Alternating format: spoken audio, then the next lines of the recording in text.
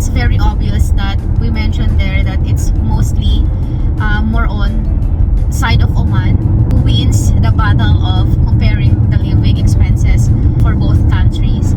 So for now, this is the continuation why we left Oman kahit ganun nakababa yung cost of living niya doon. So bakit pa rin namin piniling mag-Canada?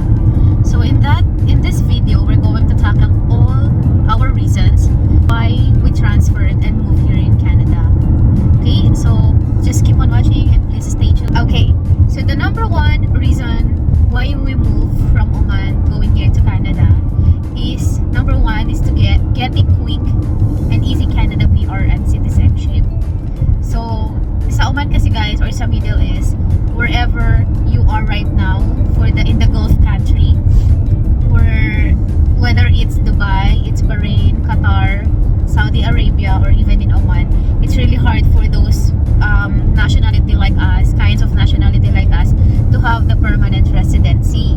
So here in Canada, marami akong natuklasan at nalaman na ang mga tao pa lang nagmamigrate dito ay madali lang nakukuha yung mga permanent residency nila, lalo na kung kumpleto ka naman sa mga papers at yung mga requirements na hinihingi ng IRCC.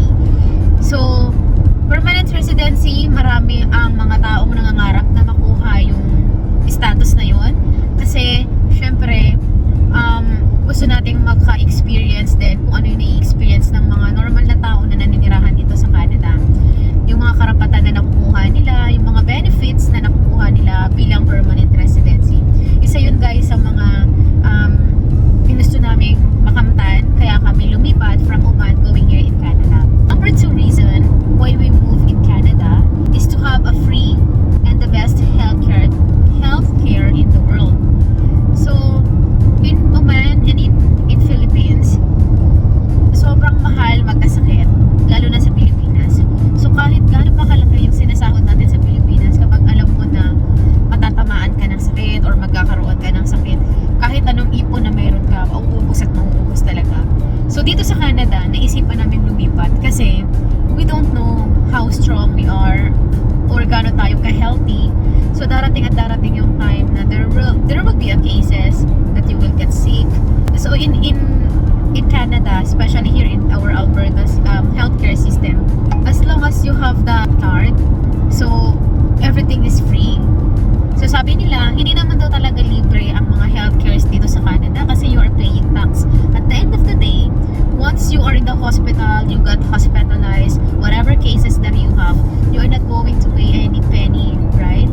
So you're not going to pay the money coming from your own pocket kasi kahit naman na nagbabayad tayo ng tax, there's still a lot of opportunities, there's still a lot of benefits that you can get kapag yun nga, so yun, that's only my own idea guys.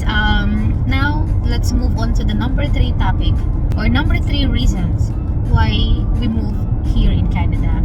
So the number 3 reasons is to have a free education available to you and members of your family until grade 12. So you don't need to worry all about educations with regards to your kids. Even kahit nga ikaw kung gusto mong bumalik sa pag-aaral, you can still go to school. You still have a lot of chances to go to school without you paying anything. So with regards to the college or universities level, syempre mayroon ng bayad na kalakip na tuition fees yun.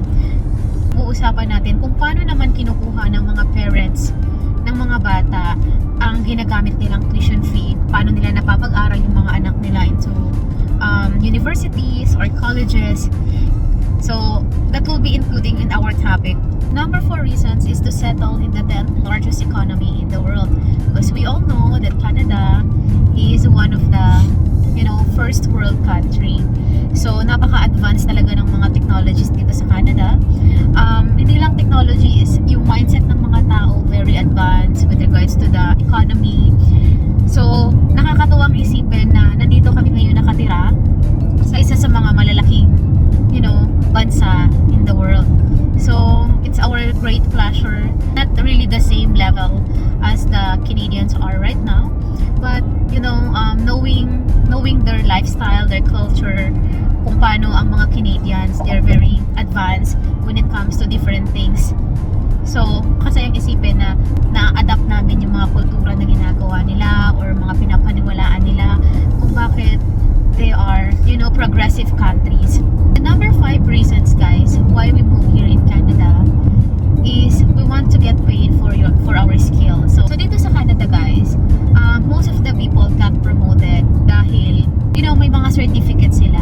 So, once you get permanent resident here in Canada, napakadali na lang sa inyo or sa atin na bumalik ulit sa pag-aaral. So, kunyari, hindi mo talaga na-hit yung career na gusto mo mangyari dito sa Canada based on the career that you left way back in your home country. You still have the chance, a lot of chances na ma-hit yun kasi you are eligible to go to the different schools here kasi napakarami mo nang magiging benefits kapag permanent resident ka na. So, isa yun sa mga nagiging dahilan kung bakit marami ang mga tao na nagmamigrate dito sa Canada at nakukuha nila yung mga career na naiwan nila doon at naipagpapatuloy pa nila dito sa Canada. Aside from that, like for example, you have the career in the Philippines that you left back then, and then you want to change your career path. So, you're just going to study like, let's say 1 year or 2 years or even months. Then, it's up to you what kind of career are you pursuing. It's not hard for you or it's not difficult for you to achieve that because once you have the certificate like you studied here in Canada, you will still achieve those dreams that you really wanted. So those are one of the reasons why we want to move here in Canada. We want to experience new things, we want to explore new experiences. So that's our number 5 reasons. The number 6 reason why we move in Canada, we just realized that living here in a multicultural society, so living with different nationalities without any discriminations. So here in Canada, guys, they are open for different kinds of nationalities. They don't discriminate people. Everyone here is equal. So one of the best example for that I really admire Canada is like we used to in our industry, like in our workplaces, whether it's in Philippines or in Oman, kasi meron lang naman akong like one industry that I've experienced since 2012 until now. So I just realized that when I work in Philippines and when I work in Oman, everyone, you need to, the way how you're going to respect your co-workers is to call them by sir or ma'am, or it depends on the position. But here in Canada, even you are a general manager, you are the owner of the company, you are the manager, co-employee, supervisor, you are all equal. So we are not calling each and every one of us like ma'am or sir. Canadians don't like calling them ma'am and sir. So there are times I experience in drive-thru, I used to it like calling those kind. That's the way how I respect people, and that's the way how we respect people on our industry. I call the customer like ma'am, and then when she reached in the window, she just gave me the advice that don't ever call your customers, it's either ma'am or sir. So just call them if you know their name. Just call them by name. They will really appreciate it. Or just call them simple by there. Hi there, like that. So they want all the people to be equal. They don't like to, having a discriminations. And you didn't even know that the people that you're talking right now, like in the company, you don't know na boss mo na pala yun or owner na pala yun ng company. Kasi Canadian people are calling them like by their name only. So isa yun sa nakaka-flatter, guys, kasi kahit bago ka sa Canada, they are thinking you as part of them. You are equal to them. So that's what we realize, and we appreciate Canada as well. That's why okay, guys, let's move on to the number 7 reasons why we move here in Canada. This country is the most immigrant friendly country in the world. So do you believe in that? I do believe. Although we experience, for us, Oman people are very kind, friendly, and polite people as well. You know what we experience, like me and Akila? We appreciate also Oman of how they treat people. Like if you forgot to greet them, they're getting angry or they will catch your attentions. Like, hey, you didn't see me, you don't want to greet me, something like that. That's what we also appreciate in Oman. But going here that's not new for us. For some of the people, Filipino people as well, like even different nationalities, they're very adoring, like in here in Canada, because people here in Canada are so nice. They are so friendly. They are always greeting. They always have a good smile. They're giving their their big smile to you. Like whatever the situations are, they always greet people. They always say sorry. They always say thank you. So living here in Canada is one of the realizations that we realize that it's safe living here because of all the people that treating you well as well. So the number 8 reason why we move here in Canada is we hear this country is top and world-class education. So there are a lot of international students who choose to come here and study here because of the world-class education that they are experiencing or they are encountering in this country. So yet we still don't have it, we still didn't encounter it, but that's what we hear from the different people who experience studying here in. And the number 9 reasons why we move here is there is no difference in the school of private and public education system. So lahat ng antas ng mapa-private man yan or public, pantay-pantay yung tinuturo ng education system nila. Pare-parehas sila ng education system. So isa yun sa mga reason kung bakit gusto din namin lumipat dito sa Canada. Kasi bukod sa libre na yung education for the kids, once you are creating your own family, whether saan man kayo mapunta, kung anong province man kayo mapunta, at kung ano yung mas malapit na school sa bahay nyo, mapunta man kayo sa private or kahit nga sa public, pantay-pantay lang naman yung mga tinuturo nila. So isa yun sa mga kagandahan guys na mayroong programa yung Canada. Okay, so the number 10 reasons guys why we move here in Canada is after becoming a citizen and passport holder, travel visa free na siya in most 130 plus countries. So kapag citizen ka na dito sa Canada, pwede ka nang makapag-travel around the world kasi mayroong 130 plus countries na visa free na kapag Canadian citizen ka na dito sa Canada. So isa yun sa mga ini-aim talaga ng karamihan kasi syempre hindi ka na magre-renew or hindi ka na bibili ng visa kapag pumunta ka sa ibang bansa. You can travel the world, especially those country or destinations that you're aiming for na mabisita mo, hindi lang sa Canada. Pwede ka makapag-travel Korea, Japan, America na visa free na siya. So ayun, isa yun sa mga magagandang program din na mayroon ng Canada kasi kapag passport holder ka na rin dito sa Canada guys, mataas yung equivalent ng passport nila. So baka nasa mga around top 7 ang Canadian passport. The number 12 reason why also we move in Canada guys, because I always see the beauty of Canada. Like I have a lot of friends and co-workers that has already been here, like they're already migrating here in Canada, and every time I see their picture, para siyang postcard.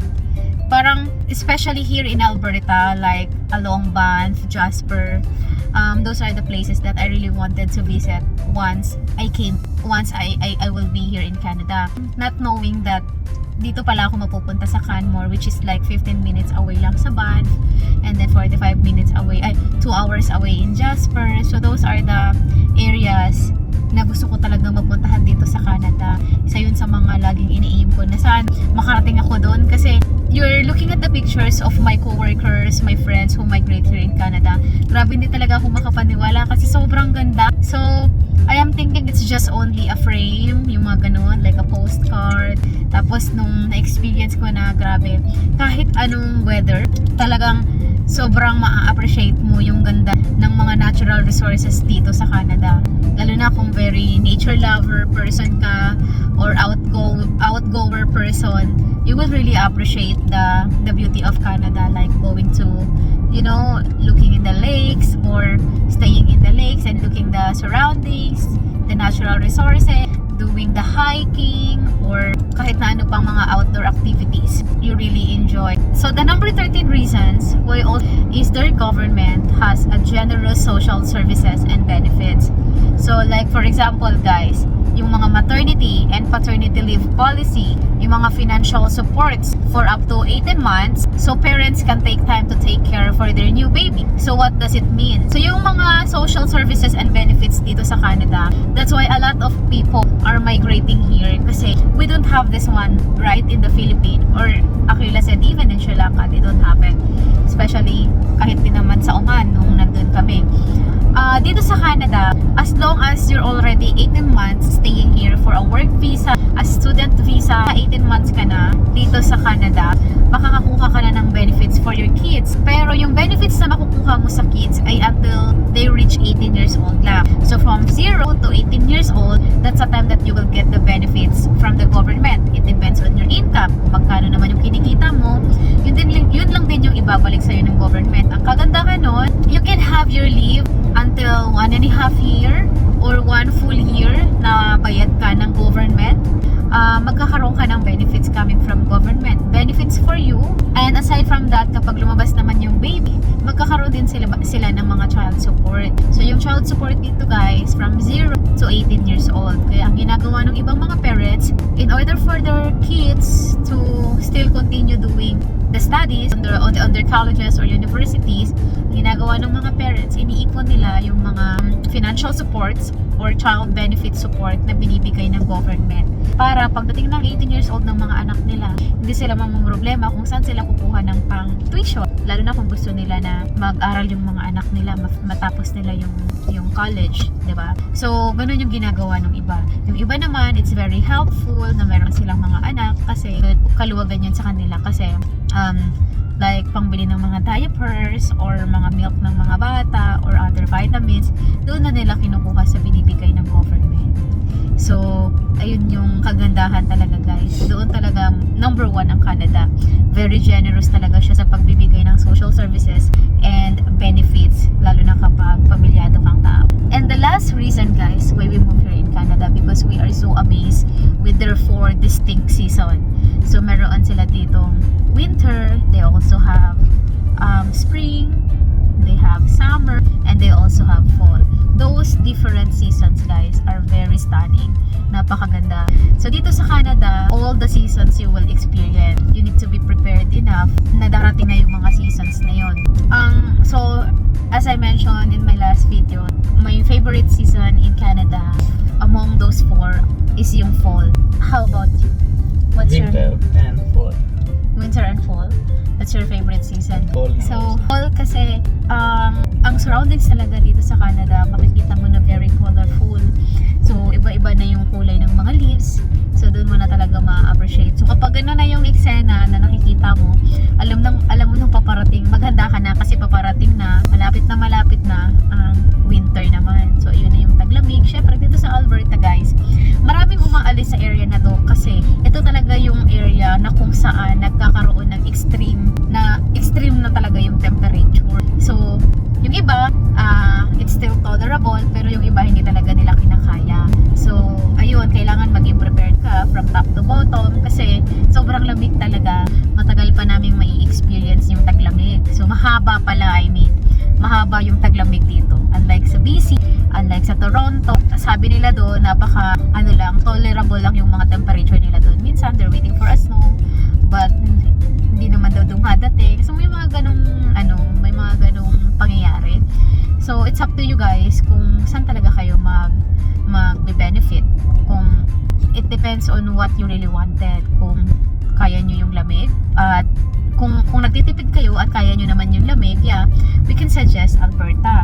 Pero kung sa tingin nyo, big deal sa inyo ang weather, pero high cost of living naman more than Alberta because of the taxes, double taxes, sometimes triple taxes, then it's up to you now. Where are you going to decide to live? But one of the reasons why we also come here because we are amazed by the 4 distinct season here in Canada. I hope this vlog or this video helps you realize what are the reasons why we came here in Canada.